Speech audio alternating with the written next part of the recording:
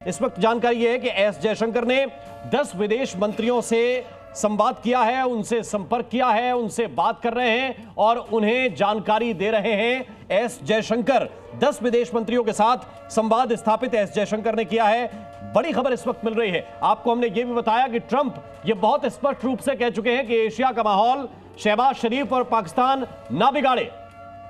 तो इन सब के बीच हम आपको यह बड़ी जानकारी दे रहे हैं कि 10 देशों के साथ एस जयशंकर ने बात की है। भारत एक तरफ हमला भी कर रहा है और दूसरी तरफ पूरी दुनिया को यह बता भी रहा है कि हम ये हमला कर रहे हैं, हम जवाब देंगे, हम चुन चुन कर मारेंगे। यह भी भारत स्पष्ट रूप से बता रहा है। और बहुत खासियत इस हमले की यही है कि भारत ने दोनों चैनल उसी तरह से साधे हैं। एक तरफ युद्ध की तैयारी इन 12 दिनों के अंदर पूरी तरह से की, तीनों सेनाओं का कम्युनिकेशन बेहतर कराया गया और दूसरी तरफ पूरी दुनिया के साथ संवाद भी स्थापित किया गया, ये बताया गया। और अब भी जो देश ये भारत को कहने की कोशिश कर रहे हैं कि आप रुक जाइए, आप थम जाइए, आप बड़े हैं, आपको समझाने की कोशिश कर रहे हैं, उनको एस जयशंकर स्पष्ट लहजे में ये समझा देना चाहते हैं, स्पष्ट लहजे में ये बता देना चाहते हैं कि हम ऐसे रुकने वाले नहीं हैं, हम पीछे हटने वाले नहीं हैं। हमारे निर्दोष नागरिकों को अगर पुंछ में मारा जाएगा तो फिर जवाब लाहौर, रावलपिंडी, इस्लामाबाद, कराची में दिया जाएगा। इन सब के बीच बड़ी खबर इस वक्त हम आपको बता रहे हैं। बड़ी खबर यह है कि 10 देशों के साथ संपर्क किया है। कपिल जी इस वक्त हमारे साथ जुड़ गए हैं। मैं आपके पास आना चाहता हूं कपिल जी, ये जो कूटनीतिक मोर्चा है ये कितना महत्वपूर्ण है इस वक्त? देखिए, मैं ये कहूंगा कि इस देश का सौभाग्य है कि हम पे आज डॉक्टर जयशंकर जैसा विदेश मंत्री और अजीत डोवल जैसा एनएसए है, जो कि दोनों देशों के एनएसए और विदेश मंत्रियों और प्रधानमंत्रियों से बात कर करके भारत का जो स्टैंड है वो एक बड़ी दृढ़ता के सामने स्पष्ट कर चुका है। Keep your hands away. तुम लोग उसका आतंकवाद नहीं रोक पाए थे आज तक। बहुत हमने तुमको समझाया था कि आतंकवाद रुकवा दो, उसका आतंक के अड्डे बंद करवा दो। वहां पे अमेरिका ने अपना तो बाइडन मार, वो बिन लेडन मार दिया था वहां जाकर। और अब रिस्ट्रेन की बात, किस रिस्ट्रेन की बात? आज वो दिन है, इतिहास रचा जाएगा कल और परसों के अंदर, जब बलूचिस्तान में आजाद बलूचिस्तान का झंडा लगेगा, सिंध के अंदर सिंधिस्तान का झंडा लगेगा।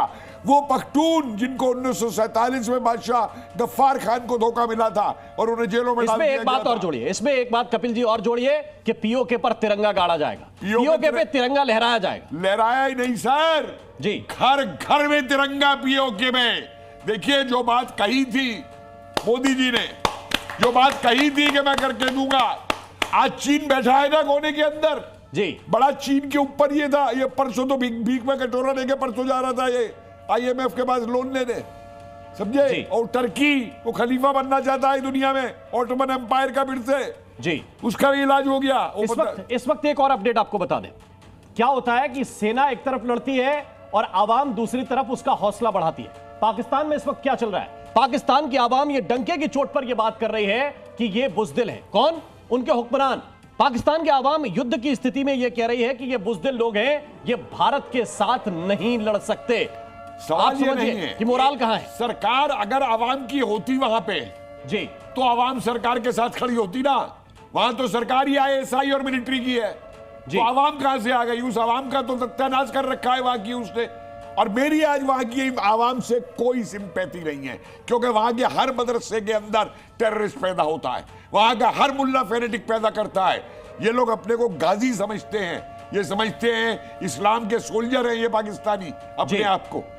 इन सब के बीच कई अपडेट मिल रहे हैं, लेकिन सर जरा बताइए आप क्या कहेंगे इस पर? वहां की आवाम कह रही है अपनी हुक्मरानों को कि ये बुज़दिल लोग हैं, अपनी फौज को ये बुज़दिल हैं, ये भारत के साथ नहीं लड़ सकते। ये बात हम 3 दिन से यहां पर कह रहे हैं आप ही के स्टूडियो में कि वहां आवाम अलग दिशा में चल रही है, फौज अलग दिशा में है, उनकी लीडरशिप को कुछ नहीं मालूम है।